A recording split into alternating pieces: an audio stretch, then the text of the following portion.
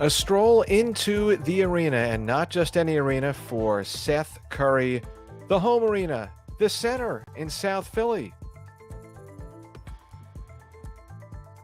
There is Shake Milton coming off a terrific performance, helping lead the bench in the 76ers win at Cleveland on Thursday that capped a lengthy road trip.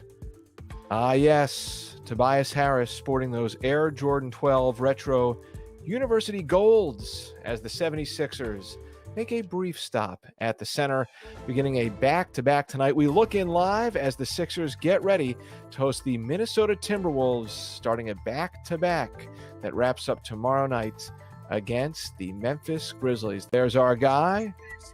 A little sneaker change. Perhaps the Kobe's that he's sporting now.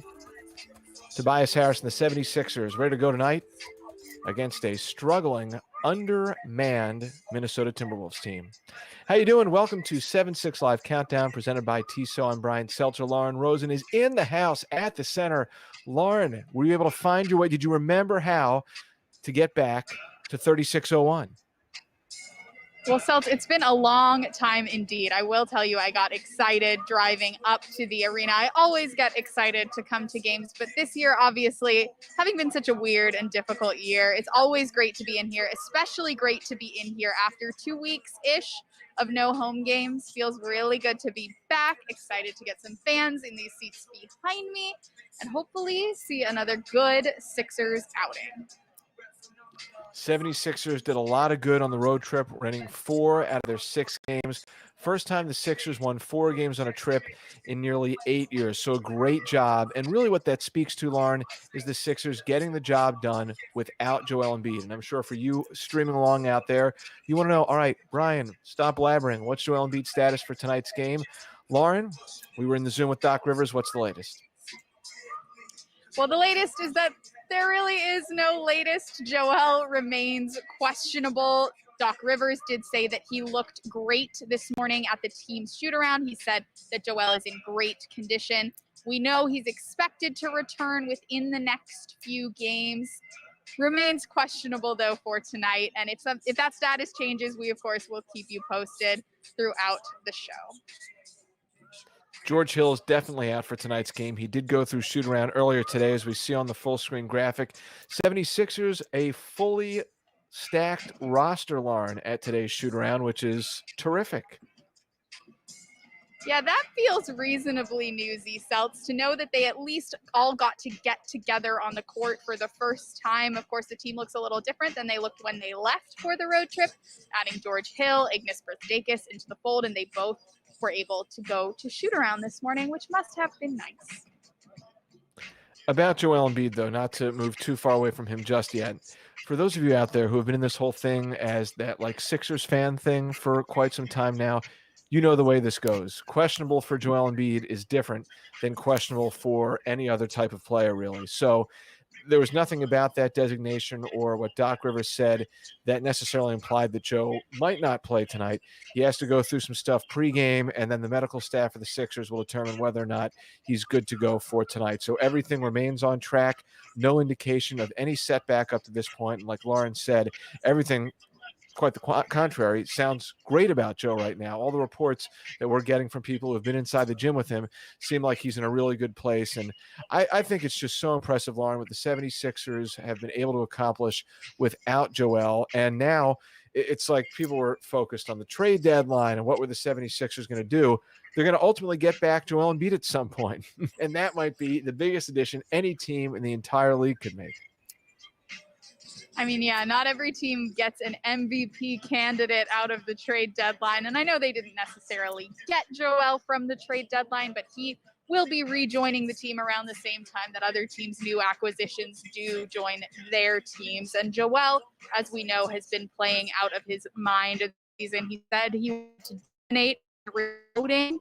And honestly, Seltz, I think he's done it. He's lived up to the standard he set for himself in the preseason. 76ers are excited to get Joel Embiid back doing things like that, gobbling up basketballs, stuffing Mr. Plumlee right there. But yes, the 76ers excited about the prospect of Joel Embiid coming back. Here's what Dwight Howard had to say after the 76ers picked up their win at Cleveland on Thursday. Oh, I'm excited, man. I think when we add Joel back to the lineup, it's going to be lights out. I think everybody's shooting the ball well. Second unit, we're moving the ball. We're finding our stride. The first unit has been great all year, so adding Joel back is just going to make us more dominant. We miss him. We're glad he's healthy and he's able to play. I think that it was kind of a blessing, for him to get some time off to really heal his body, but also, you know, kind of get that fire lit up under him. Knowing that this second half of the season, it's his time. A lot of people have kind of written him off on the MVP and stuff like that. So I'm pretty sure he's looking forward to getting back and being the most dominant center in the NBA right now. So I can't wait to see him and see him on the court. First thing I'm gonna tell him is bend your knees. Bend your knees. No, just kidding. Thank you, G. Y'all have a wonderful night. We'll see y'all in Philly, all right? Drop the mic. Time to go home. Wings up from Cleveland back to Philadelphia. Dwight's the best. He has been just so much fun to get to know all season long. And great to hear him say things like, we're getting the best center in the league back on our team. He loves Joel Embiid. He's been rooting for Joel this whole time. And I look forward to seeing Dwight return to that role of backing Joel up, because they had a really good dynamic going early in the season. And I know Dwight's teammates all probably feel the same way. Lauren, this is something that we discussed on the Friday Deep Dive podcast that dropped yesterday, you, myself, and Devon Givens, that if you go back and look throughout Joel's career, I bet the numbers for his first game back from an extended layoff, by and large, are really, really good. I mean, one of the first games that comes to mind for me was the Detroit game last year at the center right before the pandemic hit. He just has a way of being able to get back into a groove really quick. Well, Joel loves this game. You know that anytime he's sidelined, he doesn't like it. He doesn't like not being able to be out there with his teammates and being able to dominate in the way we've seen him do all season long. So what we know is he might bring a little bit of extra juice to the floor whenever he does get to return. He loves these fans. He loves his teammates. And you've got to imagine it's been hard for him to be sidelined for, even though just a couple weeks, hard for him to sit to the side. It was nice to see him when the 76ers were at home before setting out on the road, rooting the squad on from the sideline. And it sounds like all the work he put in while the team was out traversing throughout the Western Conference and then through Cleveland was productive as well. All right, well, listen, talking about juice, we know Joel Embiid provides the 76ers with that. We also know that Sixers ENT brings the juice each and every single home game. There's actually going to be a little bit of a bump up in the number of fans who can attend tonight. And we know Christian and Archie are going to put on a great show for them. Guys? 7-6 live countdown presented by Tissot, the official watch of the NBA and your Philadelphia 76ers. I'm about to name Archie, and this man dancing over here to my right. Your left is none other than Christian Crosby. Great. Hey, Minnesota Timberwolves versus your Philadelphia 76ers. And I see you feeling good. I'm feeling so good because we're back home and Sixers basketball is happening tonight. And as you can see, Squad 7-6, the Sixers, we're all having a blast. I can't wait. Archie, what can we expect tonight? Well, everybody at home, we want you to get the best experience, so make sure you download the official 76ers app. Keeps you up to date with the news articles. We got podcasts you can read and listen to. And we also, that's where you're going to get your Wendy's Frosty Freeze Out. Oh, that's right. The Wendy's Frosty Freeze Out is back. Come on, Squad 7-6, make noise. You know that Philly loves some free stuff. So if you don't remember how this works, in the second half, when the opposing team goes to the free throw line, if they miss two, we're all getting a small Frosty. If they do it again, we're getting a small Frosty and a small fry. And if they do it for a third time, we're going medium, baby. That's right. A medium fry and a medium Frosty. You gotta love it, Philly. We're doing that again tonight, so tune in to that. Absolutely. Right now, we're just going to get to a little bit of entertainment to get you guys ready for tonight's game. I want y'all to give it up for the one and only Sixers.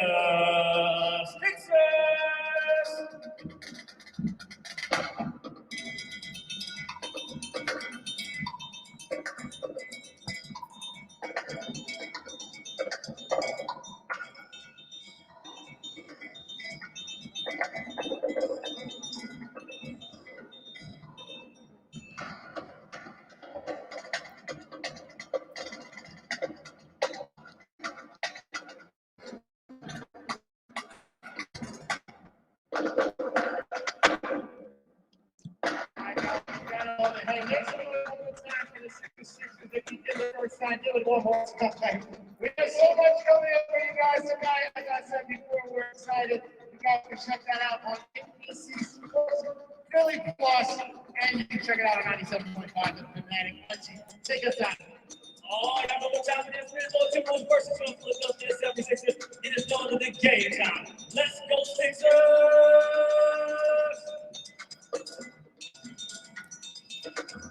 Love this split screen action for a moment. And now a close up of Mr. Danny Green putting up shots, getting ready for the 76ers matchup with the Minnesota Timberwolves tonight. We do not have official word just yet on whether or not Joel Embiid is playing for the 76ers this evening. What we can tell you is that he's not listed as out for the Sixers for the first time since his March 12th left knee bone bruise at Washington.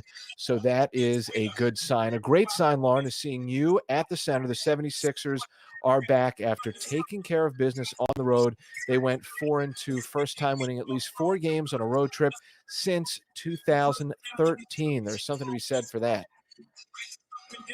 No doubt about it, especially considering the team's struggles on the road last season. I know we don't like to talk about it that much, but when we can offer a little bit of praise for the way that the team has performed on the road this season, it does feel like that's a problem that they very much put in the past. Like you said, 4-2 on a 6-game road trip that did not include Joel Embiid. This stretch is a crazy one for them. 20 days on the road out of this 23. We are now on the second day of those 3 days at home. It's a crazy, crazy schedule. And to see them perform as well as they did while holding it down without Joel Embiid, very refreshing, very encouraging if you're a Sixers fan. I think people were just hopeful to see the Sixers win at Cleveland on Thursday to wrap up the road trip based on the way things went, especially Tuesday night at Denver, a game that wasn't all that competitive. But for the Sixers to come out, take it to the Cavaliers beginning in the second half, they fought through a competitive first half, were up by 2 at the break, and then really opened things up, and the bench was tremendous. Shake Milton led the way with 27 points, but they really picked up a lot of slack, Lauren.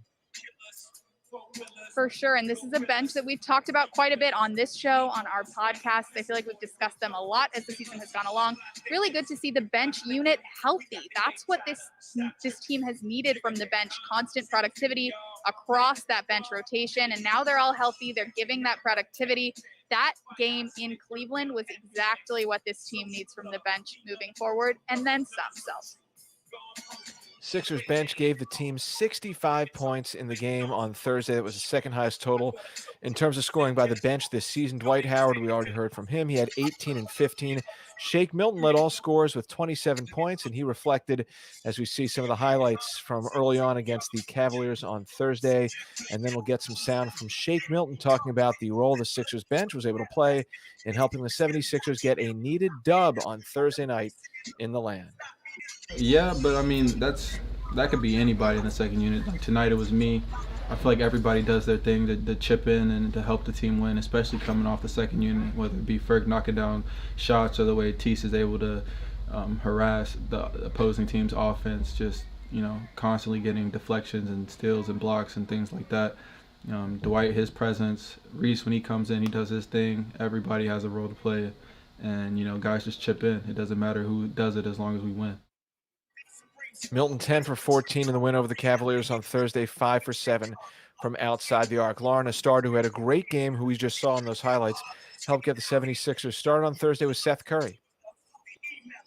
yes, indeed. Seth has been back sort of where he was to start the season. You're used to seeing Seth Curry be really splashy from deep, and it's nice to see him starting to look like himself following an injury absence and, of course, a COVID absence. And I got to catch up with Seth this morning.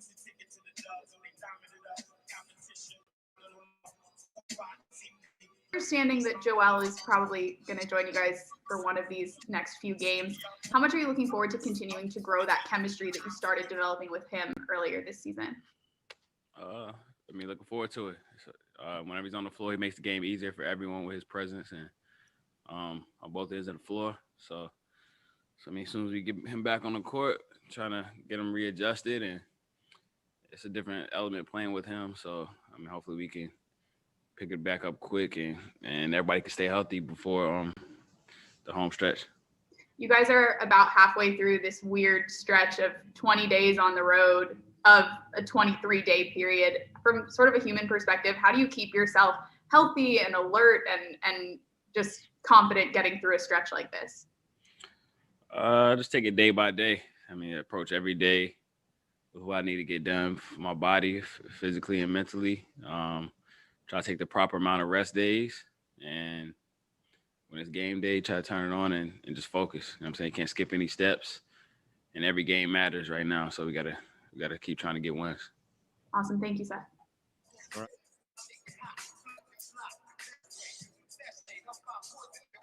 And that's been sort of the feedback we've got from every player that's spoken lately. Every game is important. Every game is an opportunity to continue pursuing that first spot in the Eastern Conference that they've expressed is important to them. And that quest gets a whole lot easier if Joel Embiid does indeed return to the court, whether it's tonight, tomorrow, or Tuesday. It'll be a welcome sight. It will help this team continue to pursue that goal as they try to win every game they have left. Still awaiting official word on the big fella, whether or not he makes his return for the first time since March 12th. But again, to underscore what the Sixers have done since we last saw Embiid, or really since the All-Star game break, Embiid only played 20 minutes since the break. They've gone 9-3, which is the second best record in the NBA. And statistically, two things that really jump out. The Sixers' net rating of 10.4, which is the difference between the points scored per 100 possessions by the Sixers and the points they allow per 100 possessions. 10.4 net rating is tied for first in the NBA with the league-leading Utah Jazz. And the Sixers' defensive rating since the All-Star break is 101.5, and that is the lowest in the entire league. That they were still able to maintain such high statistical quality of play over the course of this stretch, Lauren, I think has just been super impressive. No doubt about it. This is a team that says they want to win their games on the defensive end, and they've shown they've been able to do that even without the big fella, one of the best defenders in the league. More on that from me in just a little bit. All right, so the Minnesota Timberwolves are coming to the center for their lone visit of the season. The 76ers beat Minnesota earlier in the year by a healthy margin of 118-94. That was about a little bit more than 2 months ago. The Timberwolves, we talked about the Sixers not having a key player in Joel Embiid, and yes, possibly that's going to change tonight. But the Timberwolves, they do have Karl-Anthony Towns out there. He had a really productive game last night and lost to the Memphis Grizzlies. But no Malik Beasley, who, if you're not familiar, he's in the conversation possibly for sixth man of the year. Ricky Rubio is out. D'Angelo Russell is out for a month. And, oh, by the way, on top of all that, Minnesota has the lowest win total in the entire league, the worst record overall. They're 12-37. So for the 76ers, they're taking on a team that changed coaches, Lauren, mid-season, and is just trying to figure things out. Yeah, mid-season coaching change could not have been easy on this group. Anthony Edwards, however, their superstar rookie, has been impressing. You see the stats right there. 17.4 points, 4.3 rebounds, and 2.6 assists per game for the rookie. He's one to watch, but can he do it all on his own? Can he and Karl Towns do it as a duo? Not sure if this Sixers team is as healthy as they could be this evening. For the 76ers and the Minnesota Timberwolves, an opportunity for the Sixers to open a home back-to-back on a positive note. I'm going to check the time because we know that's always important. And yes, top of the hour, just about, as I scan the face on my Tissot Chrono XL NBA Special Edition. It's time for the Tissot Keys to the Game. And Lauren, we shall begin with you. Let's do it, Seltz. Well, I alluded to it just a second ago, but I said it all starts on defense. Whether or not Joel Embiid is deemed available for this one tonight, this is a team that's found a way to win without him because of their defense. If Joel is back in the mix, he's a defensive anchor for this team. He only helps that cause. If Joel is not back in the mix, they need to rely on that same defensive intensity that's been so successful since the break. It all starts on defense, Seltz. I could not agree more wholeheartedly. The defense, as we discussed, has been great. My key to tonight's game, provided that number 21 is back in the lineup for the 76ers. Again, he's listed as questionable. Just get him acclimated, back into the mix. That simple. I think that by doing that, the 76ers will give themselves an extremely good shot at winning tonight's game, just given the mere fact that Joe is back out there. Doc Rivers said he's probably not going to play Joel. high minutes tonight in the mid-30s to low 40s, but just get Joel back out there and used to game speed again. That is my key. I love it. And may it come true. May we have manifested it on 7-6 Live tonight. Yes, by speaking about it in hypotheticals and what ifs enough, perhaps we will speak it into existence. Lauren and I are still working on this. I believe that you have an out cue for our Tissot keys of the game, yes? Of course I do. And my Tissot PR100, which I love with this pearl face, tells me that Yes. we have about hour till tip off tonight. And it's always a pleasure to get ready for the game with Tissot. So thank you, Tissot, for sponsoring that segment and this show. On our way out, we want to tell you about the latest edition of the Friday Deep Dive. It's fresh on your 76ers Podcast Network feed every Friday around lunch with Lauren, myself, Devon Givens. You see the gentleman featured prominently in that photo. It is none other than the man we've been discussing at length, Joel Embiid, and we discuss him at length on the pod. What does his return mean? What have the 76ers done well in his absence, and can he get back in to the good old MVP conversation? You can also watch it on YouTube. Got to check it out. It was a good one. As we wrap up Celts, I'm seeing some of our YouTube comments again asking about Joel Embiid. He remains questionable at this point. George Hill out, but participated in shoot-around with his teammates this morning, which is great. Good to see him on the ground in Philadelphia getting acclimated with the group. Joel Embiid, though, remains questionable. So here's what you should do out there if you're curious about Joel Embiid's status for tonight's game. Put at Brian Seltzer or at Lauren M. Rosen on your alerts, or at Sixers if you don't already have that on your alerts on Twitter already. We'll probably have an update at some point within the next, I would say, 25 to 30 minutes when we get the projected starting lineup for tonight's game. All righty. Thank you to Ryan Coletti and Trevor Gaffney. Thank you, Lauren Rosen. We're back at it tomorrow. Danny Green talking courtside. He and the 76ers are back at the center.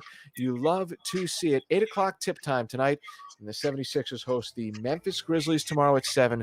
We'll start a little bit after 5:30 with the latest edition of 7-6 Live Countdown presented by Tissot. Have a great Saturday night.